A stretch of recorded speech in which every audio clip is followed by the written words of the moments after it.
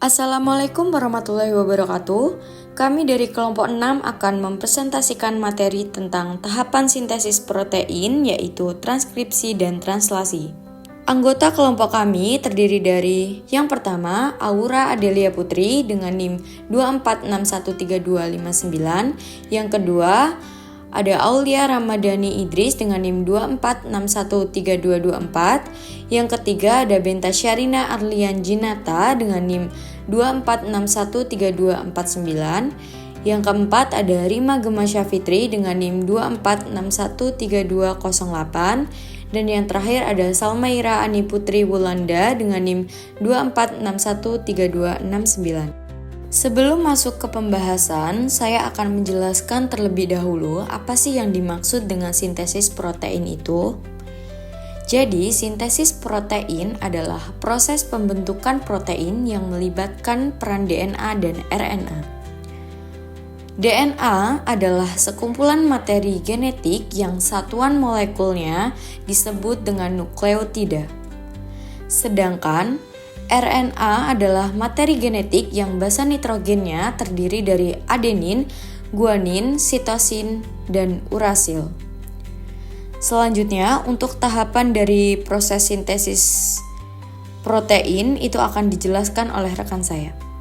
Sintesis protein terdiri dari dua tahap, yaitu yang pertama ada tahap transkripsi dan yang kedua ada tahap translasi. Transkripsi adalah proses penyalinan DNA menjadi mRNA. Sedangkan translasi adalah proses penerjemahan mRNA menjadi protein. Jadi singkatnya, sintesis protein adalah proses DNA menjadi mRNA, lalu mRNA menjadi protein.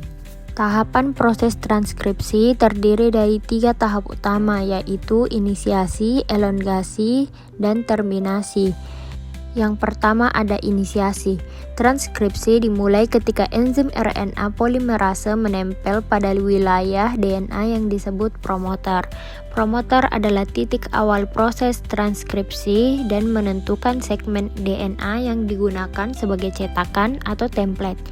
Setelah RNA polimerase menempel, heliks dibuka sehingga satu rantai DNA siap digunakan sebagai cetakan RNA. Yang kedua ada elongasi.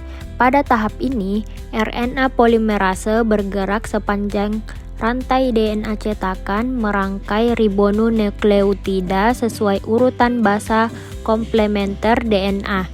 RNA yang terbentuk adalah mRNA yang membawa kode genetik dari DNA. Proses pemanjangan berlangsung dari arah 5 ke 3 pada mRNA. Yang terakhir ada tahap terminasi. Setelah mRNA selesai disintetis dan RNA polimerase mencapai wilayah DNA yang disebut terminator, proses transkripsi berakhir. Enzim RNA polimerase melepaskan diri dari DNA dan mRNA yang terbentuk juga terlepas. mRNA meninggalkan inti sel menuju ribosom untuk melanjutkan proses sintetis protein melalui tahapan translasi. Transkripsi terjadi dalam nukleus. Pada gambar di samping, tahap inisiasi saat terjadi proses transkripsi DNA yang terkandung di dalam nukleus akan dihampiri oleh RNA polimerase.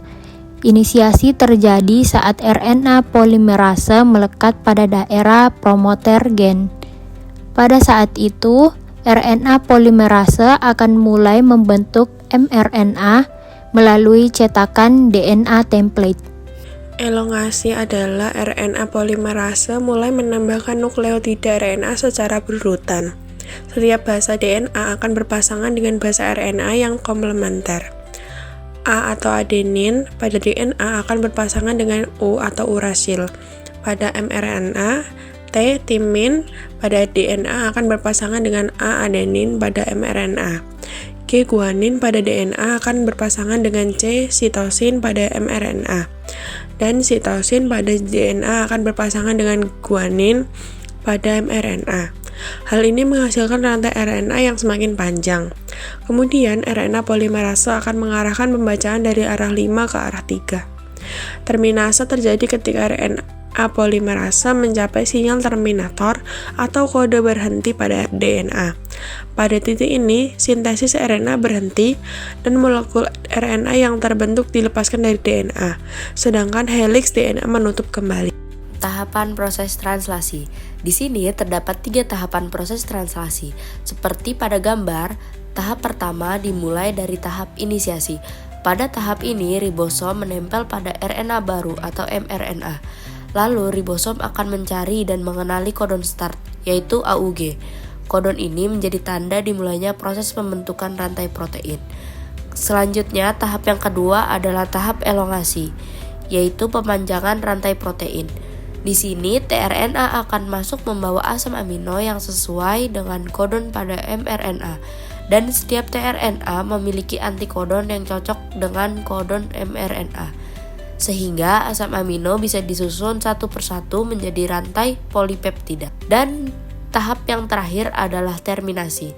Proses translasi akan berhenti ketika ribosom menemukan kodon stop seperti UAA, UAG, atau UUGA. Dan kodon ini tidak memiliki pasangan tRNA sehingga rantai polipeptida akan dilepaskan dari ribosom dan membentuk protein yang siap digunakan oleh sel. Seperti pada gambar di samping, pada translasi A atau adenin pada mRNA akan berikatan dengan U-urasil pada tRNA. Lalu U-urasil pada mRNA akan berikatan dengan A-adenin pada tRNA.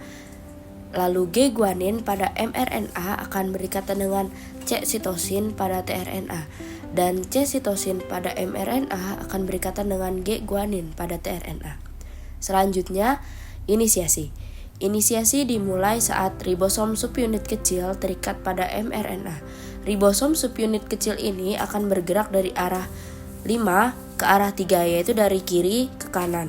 Dan ketika sudah menemukan kodon AUG, tRNA yang membawa asam amino, metionin, dan antikodon UAC akan melekat pada mRNA.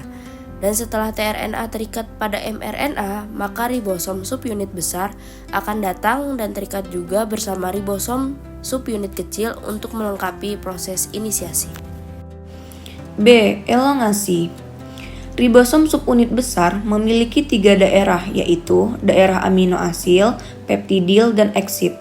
Saat terjadi proses elongasi, asam amino yang lain akan dibawa pada rantai mRNA oleh RNA transfer dengan membawa antikodon. Selanjutnya, asam amino yang baru ini akan memasuki daerah amino asil, lalu ikatan peptida akan terbentuk di antara kedua asam amino pada daerah peptidil. Saat itu, ribosom akan pindah ke triplet kodon lain yang ada di mRNA, sehingga tRNA yang sudah melepaskan asam aminonya akan berada di daerah eksid dan bersiap untuk keluar. Kemudian, daerah amino asil bersiap untuk ditempati tRNA yang baru. Siklus ini akan terus berulang sampai tahap terminasi. C. Terminasi. Terjadi ketika salah satu dari 3 stop kodon berada di daerah amino asil. Kodon ini dikenali oleh protein yang dikenal sebagai release factor. Saat release factor memasuki daerah amino asil, secara otomatis polipeptida akan release dari ribosom dan ribosom akan terpisah dan bersiap untuk melakukan translasi yang baru. Polipeptida inilah yang dikenal sebagai protein. Sekian dari kelompok kami.